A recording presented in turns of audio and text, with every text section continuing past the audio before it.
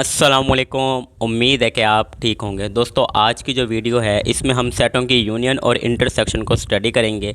इससे पहले की जो वीडियो थी सेटों के मुतालिक, उसमें हमने सेटों का इंट्रोडक्शन जो है वो उसको देखा था। लेकिन उससे पहले अगर आप चैनल पे नए हैं तो चैनल को सब्सक्राइब कर दें, बेल आइकन क्लिक कर दें ताकि आने वाली जो वीडियोज़ हैं वो आपको बिला ताख़ीर मिलती रहें। तो सेटों की यूनियन की तारीफ़ अगर हम देखें तो सेटों की यूनियन बेसिकली होती क्या है, अगर हम इसकी डेफिनेशन देखें, the union of two given set is the set that contain all the elements present in set A, set B और इन बोथ सेट।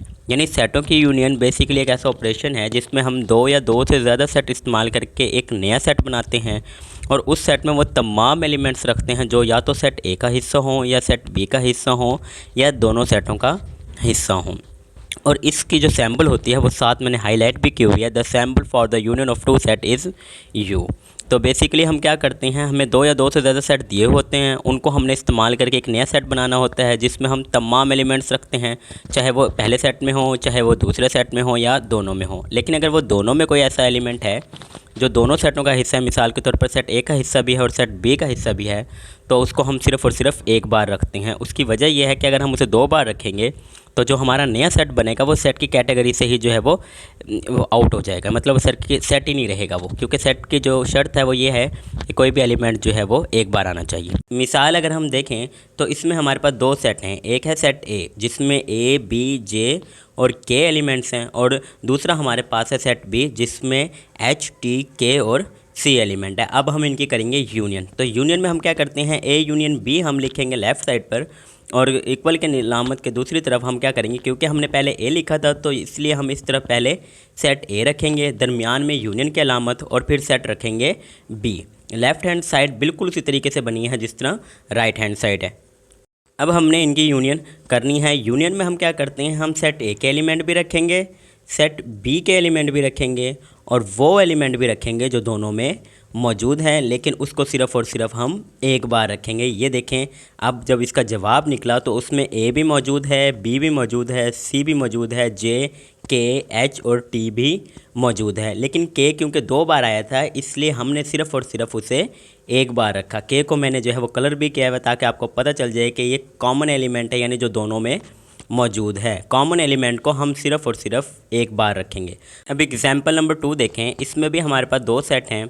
एक सेट जो है हमारा सेट ए वो लाहौर, कराची और मुल्तान के एलिमेंट्स पे मुश्तमिल है और सेट बी जो है उसमें कोयटा, पेशावर और मुल्तान है। अब हम इनकी यूनियन करेंगे, क्योंकि ए यूनियन बी है तो सेट ए पहले आएगा, फिर यूनियन की अलामत और फिर सेट बी आएगा। और इसका जवाब क्या होगा, लाहौर, कराची, कोयटा, पेशावर और मुल्तान। मुल्तान क्योंकि ऐसा शहर था जो दोनों सेटों पर जो है दोनों सेटों में मौजूद था, इसलिए हम सिर्फ़ और सिर्फ उसे एक बार रखेंगे। यूनियन में हम यही करते हैं, हम उन तमाम एलिमेंट्स को रखते हैं जो पहले सेट में हो या दूसरे सेट में हो या दोनों में हो, लेकिन ये ख्याल रखते हैं कि अगर कोई एलिमेंट दोनों में मौजूद है उसको हम सिर्फ़ और सिर्फ एक बार रखेंगे, दो बार नहीं रखेंगे।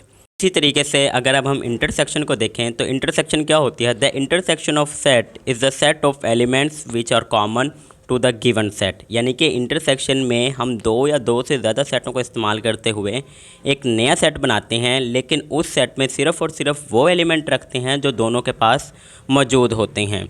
यानी कि यूनियन और इंटरसेक्शन में जो बुनियादी फ़र्क है वो ये है कि यूनियन में भी हम सेटों को इस्तेमाल करके एक नया सेट बनाते हैं और इंटरसेक्शन में भी हम सेटों को इस्तेमाल करके एक नया सेट बनाते हैं। लेकिन फ़र्क क्या है कि यूनियन में हम तमाम एलिमेंट्स रखते हैं, चाहे वो सेट ए के पास हों या सेट बी के पास हों या दोनों के पास हों, जबकि इंटरसेक्शन में हम सिर्फ वो एलिमेंट रखते हैं जो दोनों के पास मौजूद होते हैं। यानी in set theory for any two sets A and B the intersection is defined as a set of all common elements of both set.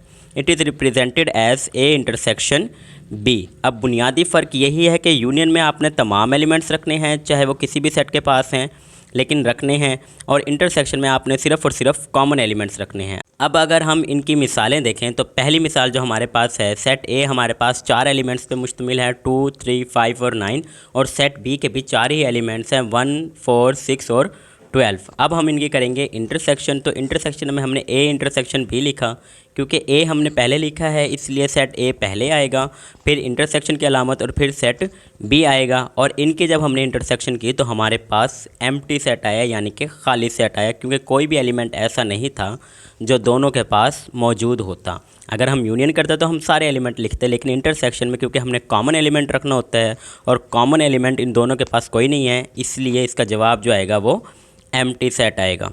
Empty set को हम इस तरह लिखते हैं, या तो हम फाई की अलामत डाल देते हैं, ये जो फाई की अलामत मौजूद है, या फिर हम दोनों ब्रैकेट्स लगा देते हैं और उनके दरमियान कोई एंट्री नहीं करते। अब एग्जांपल नंबर 2 अगर हम देखें तो हमारे पास वही पहले वाली मिसाल है जो हमने यूनियन में इस्तेमाल की थी कि सेट ए हमारे पास लाहौर, कराची और मुल्तान है और सेट बी हमारे पास कोयटा, पेशावर और मुल्तान है। अब हम जो है इनकी इंटरसेक्शन करेंगे। इंटरसेक्शन करने का वही तरीका है कि ए इंटरसेक्शन बी, पहले सेट ए, फिर इंटरसेक्शन की अलामत और फिर सेट बी।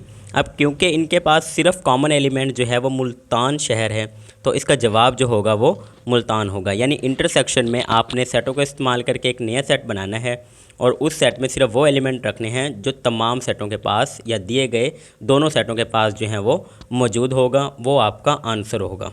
और यूनियन में आपने सेटों को इस्तेमाल करके एक सेट बनाना है जिसमें तमाम एलिमेंट रखने हैं, चाहे वो सेट ए के पास हों, चाहे वो सेट बी के पास हों, या चाहे वो दोनों के पास हों। अगर वो दोनों के पास होंगे उन्हें आपने सिर्फ़ और सिर्फ एक बार रखना है, क्योंकि 2 बार रखने से वो सेट की डेफिनेशन को ही ख़राब कर देंगे। ऐसी मज़ीद वीडियोज़ के लिए हमारे चैनल को सब्सक्राइब कर दें, बेल आइकन क्लिक कर दें ताकि आने वाली वीडियोज़ आपको बिला ताख़ीर मिलती रहें। अपना बहुत ज़्यादा ख्याल रखें, तालीम जारी रखें। अल्लाह हाफिज़।